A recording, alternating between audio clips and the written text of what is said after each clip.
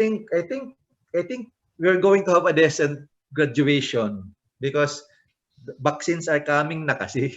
Everyone is talking about vaccines. Everyone is talking about vaccines in the TV, everyone. So let's just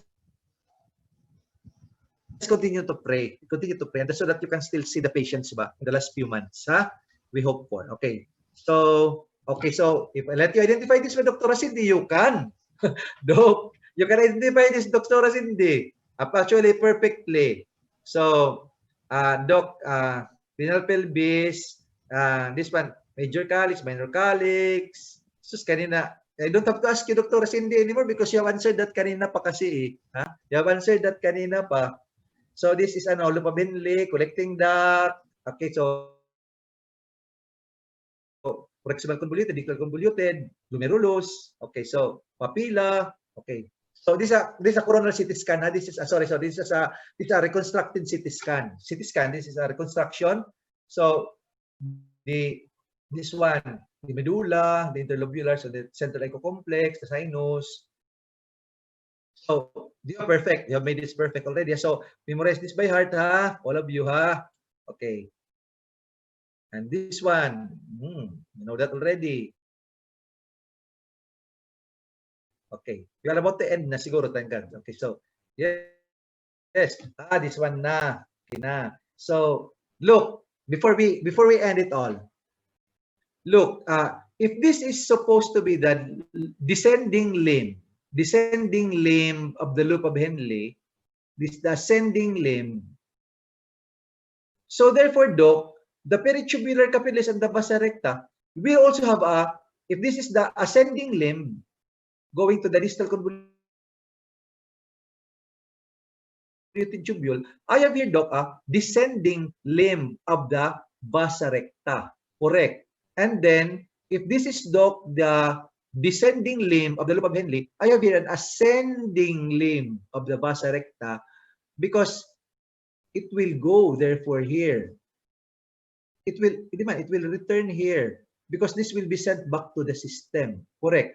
So, therefore, I noticed, Doc, that this is, you said kanina earlier, Kuya Joseph also, your Kuya Joseph, Dr. Joseph, Kuya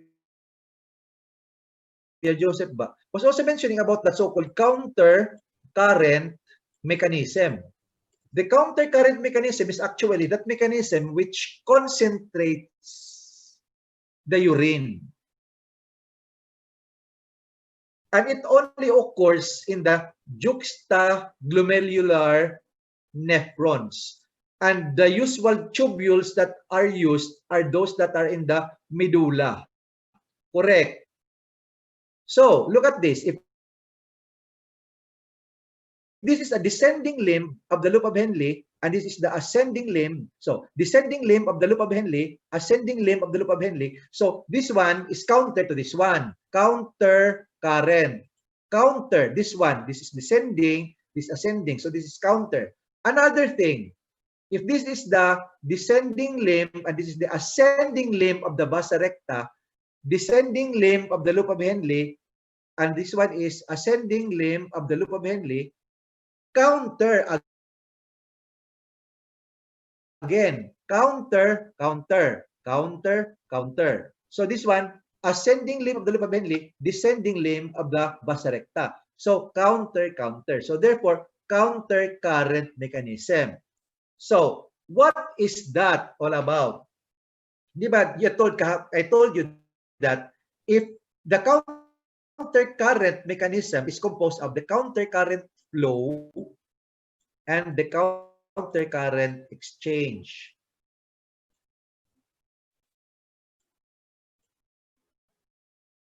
Counter current flow of the counter current mechanism is controlled by the loop of Henle. Loop of Henle. Loop of Henle ba? Okay, sorry. Loop of Henle. By the loop of Henle. While the counter current exchange ba?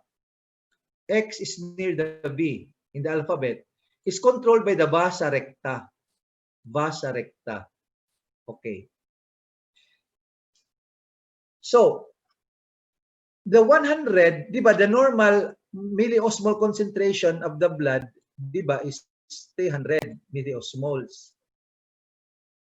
Di ba? I told you, Doktora, di ba? 300 milliosmoles.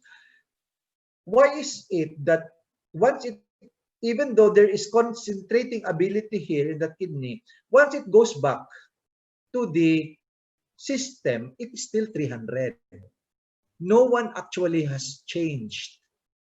The kidney did not alter the milliosmol concentration of our blood, even though there will filtration process that we're going on. Okay, so let's look at this. So, therefore, let's turn this one, the usual thing, this one, di ba? It's the one that usually happens here, di ba? It's the usual thing that happens. But to make it simpler, let's make this into this one, to this one. Okay, this one, so that you can understand. Okay, I'll write na lang. I'll write, ha? Di ba, Dr. Cindy and company, you told us that at the descent at the proximal convoluted tubule, most of the water and sodium are reabsorbed, but there are still that goes there.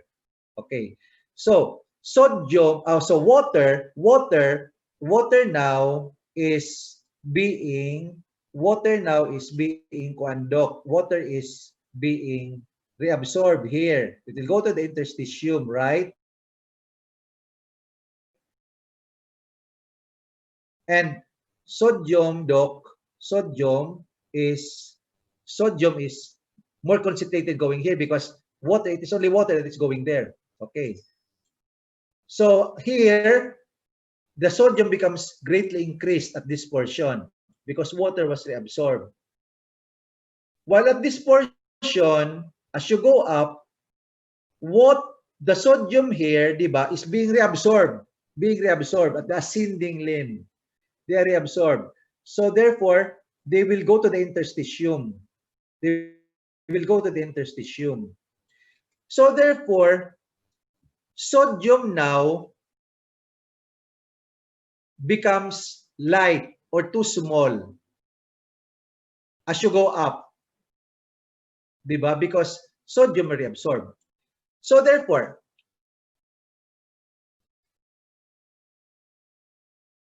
the sodium kasi that went out, came here, diba? And then the water, diba, that came from the ascending limb, from the ascending limb, diba, it went to this vessel. So therefore, the sodium plus the water got back together. That's why maintaining 300 milliosmol. Even though you were concentrating too much at the distal convoluted so that this will get out to the urine, that waste products. So, therefore, this one, the vasa recta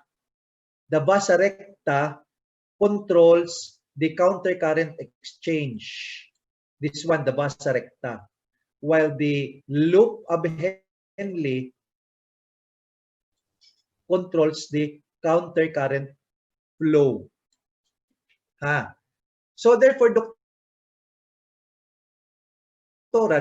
Doctora and the med one, the interaction between the loop of Henle